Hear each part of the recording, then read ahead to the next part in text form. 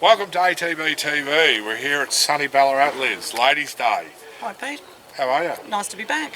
Yeah, after an extended time we have the A-team back. That's it. Shorted, more productive, more common sense ATB TV. No nonsense today. No nonsense. We'll rip straight into it. Righto. So, Casterton on Tuesday, we had Piranha go round, came fourth with Jared Fry on board. Yeah. Late jockey change. Deck Bates broke a collarbone here, so thoughts with Deck.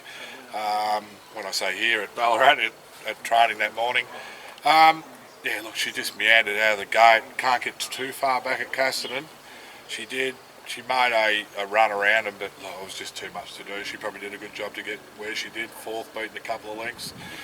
Foot's on the till, but we've said that in the last 2 or 3 runs. Probably was a good enough run to justify one more go. Yeah. I don't know. Anyway, find a see what the trainer says. 2,000 on a bigger track. Yep. Yeah. Certainly. Right. Wednesday. Also there, we had Supreme Thunder scratch in the gates. Yep. We'll talk about him hopefully in positive sense at Hamilton for Monday. Wednesday. Ballarat Cup Day. Geelong Cup Day. The weather was out there too, Liz. Yes, Toby Shaw started second favourite, I think. Zach Spain rode third. Good run. Winner was too good, and I think it beat us last time. We were posied up in front of it. Jamie Carr used us as a tow ball and got off our back. And look, he was good to the line. I think Zach Spain did mention that maybe get out to 2,000 now. And yes, that was his go.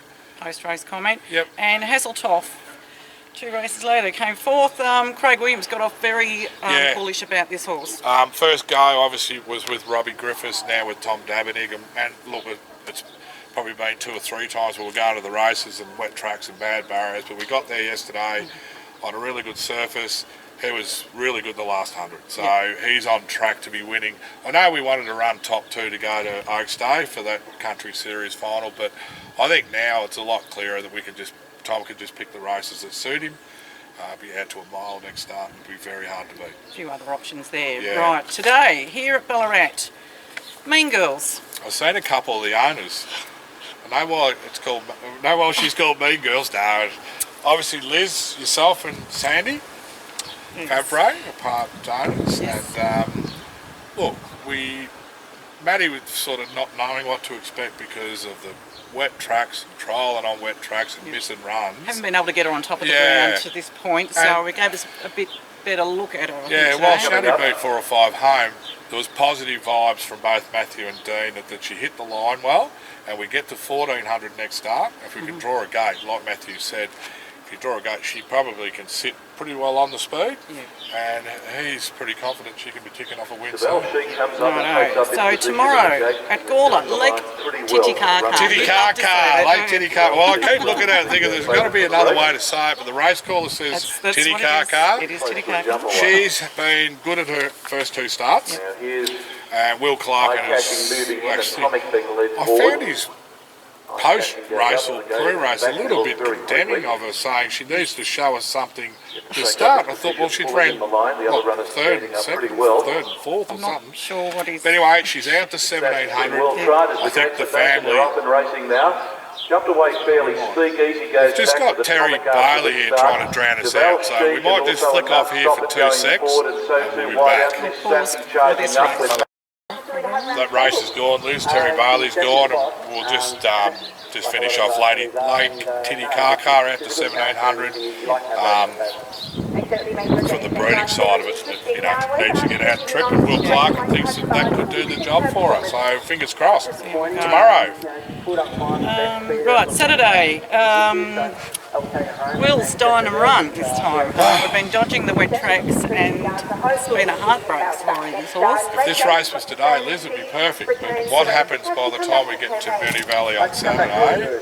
Unfortunately, the rain's meant to come, and quite a bit of it Friday night. So we'll see how we go there. If she runs, I don't think the Valley's her type of track. I wouldn't have thought so.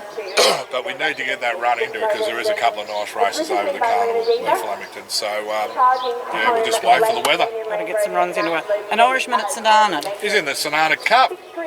The Was time on it. Always. Wanted to win a Sonata Cup. Time-honored Sonata Cup. He was terrific last start at, I think it was Penola. He got taken on, and then he boxed on. He looked like he was going to run fifth, and he's ended up running second. Hit the line, and Pat's adamant that he needs 2,000. Well, he's got it. It's a weak Sonata Cup. There's only about 6 in it. He's in that with a real good I reckon chance. he can bring home the race. Lovely.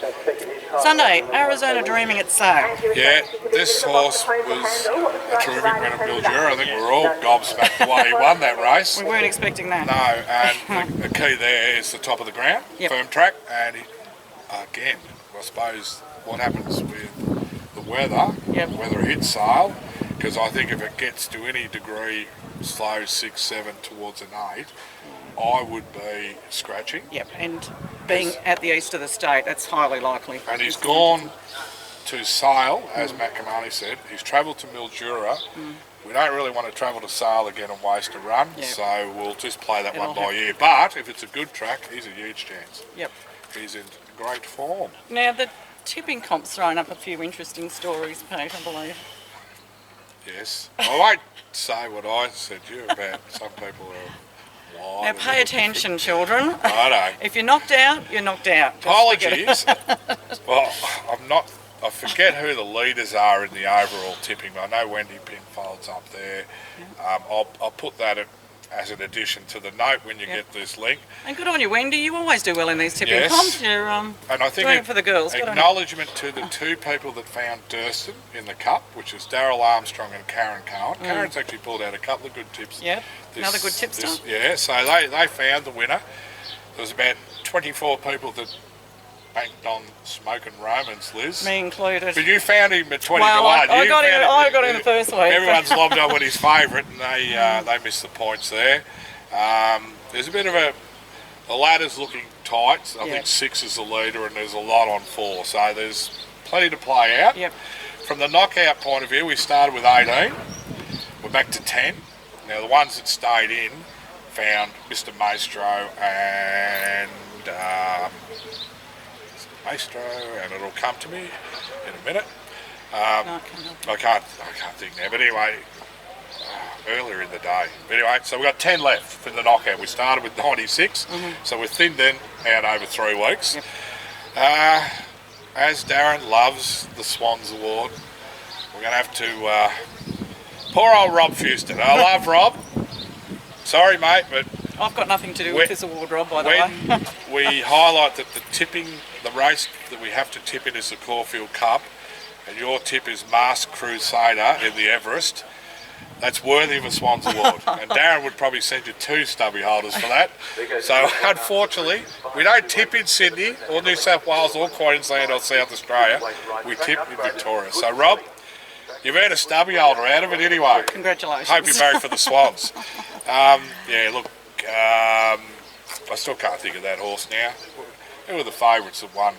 Mr. Maestro, Harry Coffey, and there was another short price favourite. Wasn't that long ago, was it? Yeah, no, there's my brain gone. But anyway, the tipping comp, there was quite a few that didn't put in tips. So if you do it 2 weeks in a row, I'm going to eliminate you because it makes my job a little easier. But no, all good. So we'll this week concentrate on the Cox Plate list. Do you like anything? I haven't had a good look at it yet, to be honest. I would just love for us to be lauding another really good horse. I hope Animo wins it, just for the sake of... Well, he's probably the best horse in the race. There's some good horses like Zaki and all that behind him, but I'm a bit of an Animo fan, so I'll be cheering there. But look, it's a good strong field of 12. There's probably 4 or 5 that are probably just making up the numbers. So Cox Plate is the tipping race, and for those 10, I'll personally email you, get your tips in by midday and see if that 10 can't be narrowed down. It could be a wet track, so it could be a bit awkward finding a short one this weekend. I've got not much more to add. Darren's obviously walking on some mares. Yes, in the truck today and moving tomorrow. The brood mares. So the girls are going to their boyfriends while the weather's all right. Yep. Up to New South Wales, those 2. Scone, that's a fair trip. What's that? So we meet at the depot and transfer to another truck who then takes them up to the Undervalley. So, couple more miles to go. If Darren's in the truck, there's people with mobile phones that are getting an ear bashing along the way. Good luck with that. All right, guys.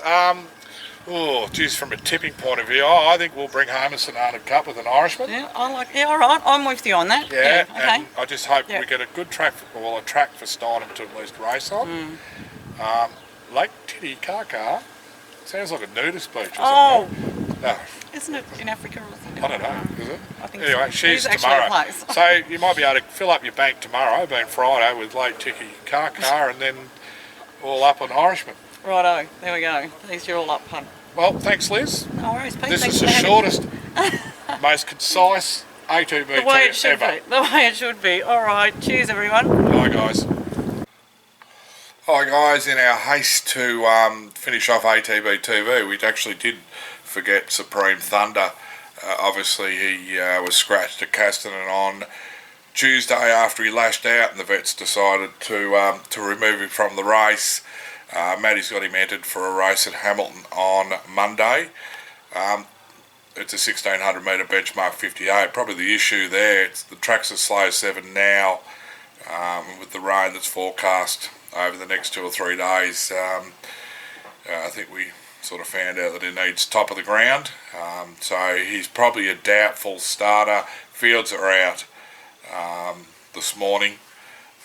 Matthew might accept, but then make a decision based on the track. So frustrating. We've got a few horses that we've had to sort of juggle and rejig and wait.